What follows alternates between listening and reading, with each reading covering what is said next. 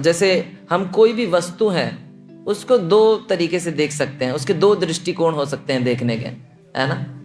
एक तो होता है हम किसी वस्तु या व्यक्ति को देखें तो उसको भोग की भावना आ सकती है, उसको मैं भोग करूं, और दूसरी भावना आ सकती है मैं इसको कृष्ण की सेवा में लगाऊं, है ना। जैसे कुछ वस्तु भी हो सकती है, कोई व्यक्ति भी हो सकता है ना। हाँ, तो ये जो दृष्टि है इसको कैसे हम डेवलप करें ये बहुत जरूरी है। कैसे भोग की दृष्टि को सेवा दृष्टि में कैसे बदलें ये बहुत जरूरी है। और ये जो भोग की दृष्टि सेवा की दृष्टि में बदलना ये स्वतः नहीं होता है। स्वतः हो जाता है? नहीं होता है स्वतः, इसको करना पड़ता है। कैसे किया जाता है? इसको जिस प्रकार से मान लीजिए हम हाईवे पे जाते हैं, हाईवे में रोड होती है, तो जो बहुत ऊंचे ऊंचे हाईवेज होते हैं या बहुत हिली एरियाज में होते हैं वहाँ पे बैरिकेड्स लगा दिए जाते हैं, है ना।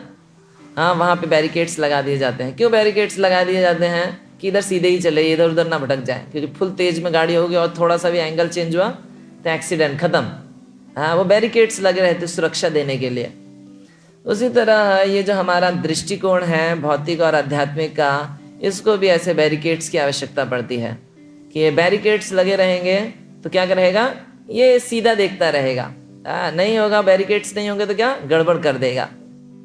जिस प्रकार से उदाहरण के लिए जब व्यासदेव श्रीमद् भागवतम की रचना किए थे, है ना, सबने पढ़ी है वो कहानी कि व्यासदेव रचना करने के बाद भी संतुष्ट नहीं थे, है ना। अपनी सृष्टि करने के बाद भी वो संतुष्ट नहीं थे, परंतु उनके जीवन में बैरिकेडिंग का काम कौन किया?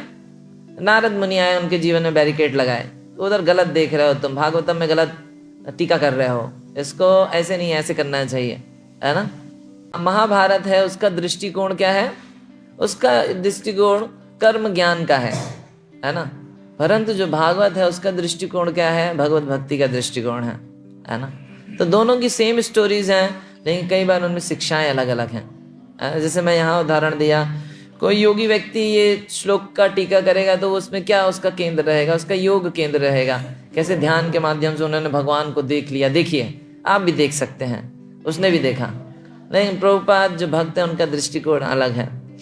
तो इस तरह से कोई जो उन्नत वैष्णव है, उन्नत भक्त हैं, वो हमारे दृष्टिकोण को बदलने में सहायता कर सकते हैं या करते हैं, है ना। किस तरह से जो भौतिक चीज है उसको आध्यात्मिक स्तर पे कैसे देखना है, उसको हम उनके माध्यम से सीख सकते हैं। ये आध्यात्मिक गुरु हमें सिखाते हैं।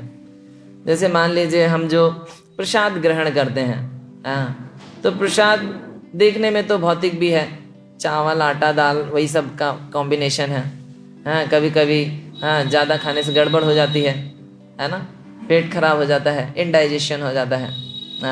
कोई बोलेगा नहीं नहीं वो तो आध्यात्मिक वस्तु है, कितना भी खा लो। हाँ, वो आध्यात्मिक है, लेकिन हमारी सिस्टम आध्यात्मिक नहीं है, हमारी दृष्टि आध्यात्मिक नहीं है, तो उसकी वजह से हमें दिक्कत होगी।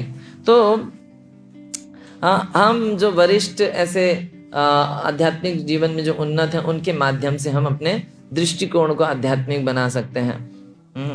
जैसे कई बार हम देखेंगे वरिष्ठ वैष्णव जो हैं, जो उन्नत वैष्णव हैं, वो प्रसाद कैसे ग्रहण करते हैं। प्रसाद जब आएगा तो प्रार्थना करते हैं, क्योंकि ये प्रसाद जो है भगवान की कृपा है, प्रार्थना करते हैं। तो उनको देख के हमें पता चलता है कि हाँ ये इसको ऐसे करना चाहिए। जब वो वर्शिप करते हैं, जो कीर्तन लीड करते हैं, तो हमें पता चलता है ये मनोभाव होना चाहिए। जैसे हम कई बार करते हैं ना, कीर्तन लीड करने में खुद का इंद्र तृप्ति हो जाता है, कई बार भगवान का सेवा उसमें गायब हो जाता है। तो या वर्शिप करते हैं, ड्रेसिंग करते हैं, कुछ भी सेवा हम करते हैं, तो कई बार वो उसमें वो जो आध्यात्मिक दृष्टिकोण है वो गायब हो सकता है। तो उस दृष्टिकोण को बचाए रखने के लिए कहाँ किसकी आवश्यकता होती है? ऐसे उन्नत वैष्णवों की जो उस तरह से संलग्न है। जैसे हम गुरुवाष्टकम में गाते हैं, जो आध्यात्मिक गुरु हैं वो हमें सिखाते हैं। 3rd स्टैंजा क्या है?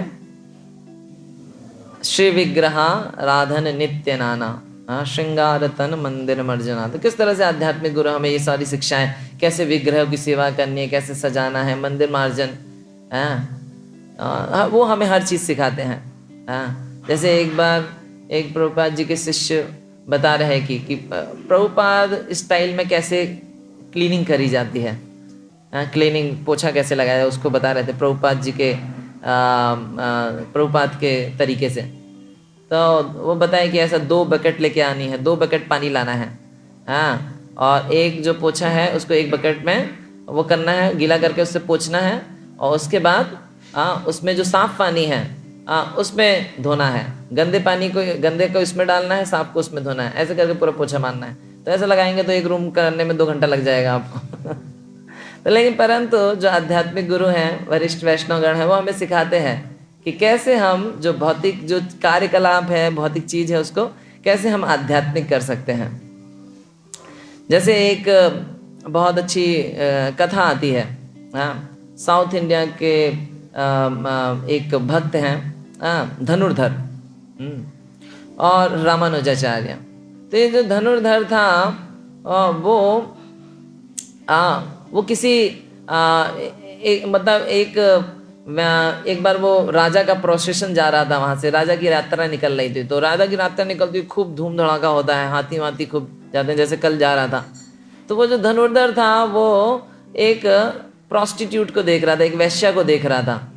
वो खड़ी थी दूर, उसको देख रहा था, और वहाँ से वो प्रोसेशन निकल गया, उसको पता भी नहीं चला।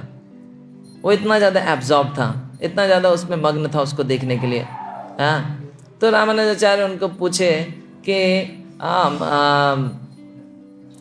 तुम उसके प्रति इतना आकर्षित क्यों हो? वो बोला, मैं दुनिया में इससे खूबसूरत वस्तु देखा ही नहीं, इससे ज़्यादा खूबसूरत कुछ भी नहीं देखा।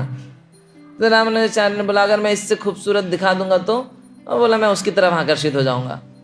तो वो रामानुजाचार्य उसको एक बार रंगनाथ के दर्शन कराने के लिए ले जाते हैं। जब रामानुजाचार्य के साथ रंगनाथ के दर्शन करने के लिए जाता है तो वो पूरा आकर्षित हो जाता है रंगनाथ जी के सौंदर्य को देख के।